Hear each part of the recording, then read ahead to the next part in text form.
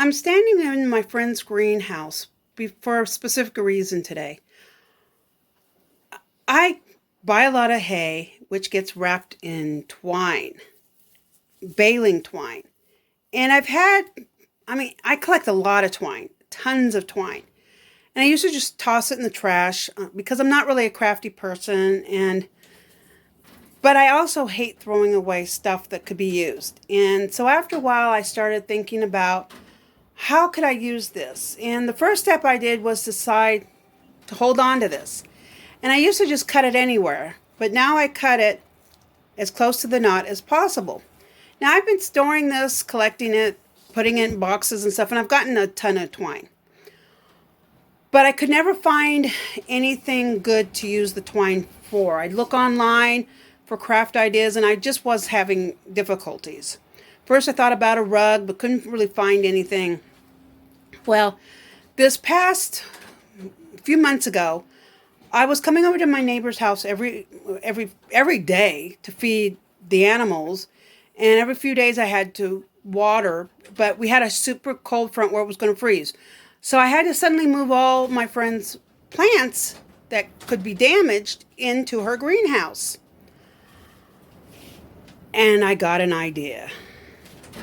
Now my friend had a few of these hanging planters. And this place filled up so fast. And I realized she needed more hanging planters, especially when one of these literally cracked, broke, dirt was falling out. Yeah, she needed something better, which made me start thinking about using the twine, all this baling twine, to make hanging planters. And so that's what I have been doing. Now, finding anything on Facebook or, YouTube or whatever, showing you how to make planters with twine, yeah, couldn't find anything. But what I did, but there's a lot of videos on macrame. And when I was a kid, I did do macrame. And so I looked up the knots, practiced a few of them. And the hardest part, though, was figuring out how I was going to hang the planters. She's got this wire grid thingy, but how am I going to hang it? Well, I tried several things, but what came out to work was these things. Okay, I take the ring,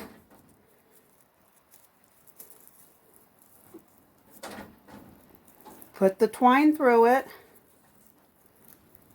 make a circle,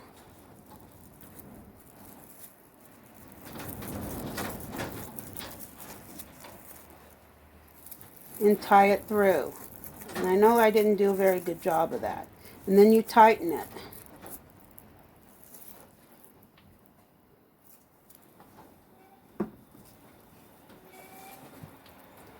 You put the string through the ring, loop it through, put the knot through, and then tighten it. Now, I try to push the knot as close to the ring as possible. This is a square knot, and this is a half square knot. Those two knots work real good. What I've discovered, they both need 4 of these strings. So what I do is I choose one of those knots and do it as close to the loop knot that is around this ring as possible. That helps hold it on. If it's not real tight, it will just undo. And basically, not all knots are going to work because baling wire or baling string is not like, oopsie, I dropped it. Baling string is not like a lot of the other strings that are, people do macrame. But I have found the square knot and the half knot, and this half knot curls like this. Square knot stays flat. But just using the knots I found on YouTube on the macrame channels, and they're using a different kind of string, but I've been able to make her some nifty plant hangers. Here's one I made this morning, and this is the very first one I ever made, and it's not very good, but I was learning. And then I made this. It was the second one. So I'm getting a little bit better each time. And it just takes practice. I've left the strings long so she can cut them to the right length. I didn't want to cut them and then discover I screwed up somehow. Some of the things that I have learned in making planters is when using baling twine, one knot alone will not work. You need to have two knots together or it just falls apart. You can do, like here I've got 3, but if that works, more than that works, but one will just fall apart.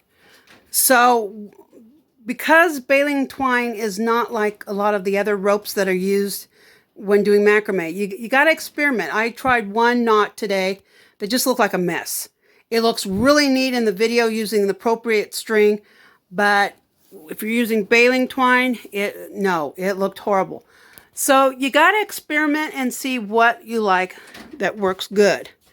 Another thing I have learned is that all of this twine, it's not the same. You know, when this is made to bale hay, and so they don't care about making sure the colors are accurate, the thickness is accurate, identical, because it's not designed for crafts.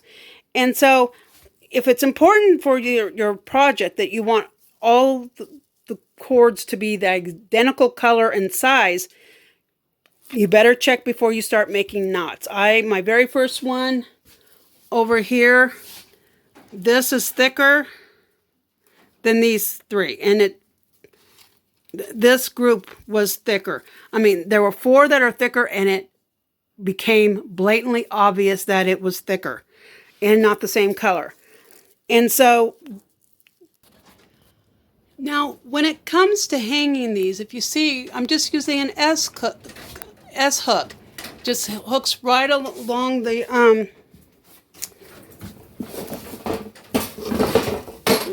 right in here, just hooks, and it hangs really well. And we got a whole new package of S hooks over here, and she can just hook it wherever she wants to in here. So I hope that gives you ideas on how you could use your baling twine and not just dispose of it all the time, but have it be useful. And I'm going to go give this to her so she can put a plant in it and hang it up, and when I feel like it, I'll get another one or make another one. So I hope this was helpful and it gives you some ideas, and I hope you have a wonderful day.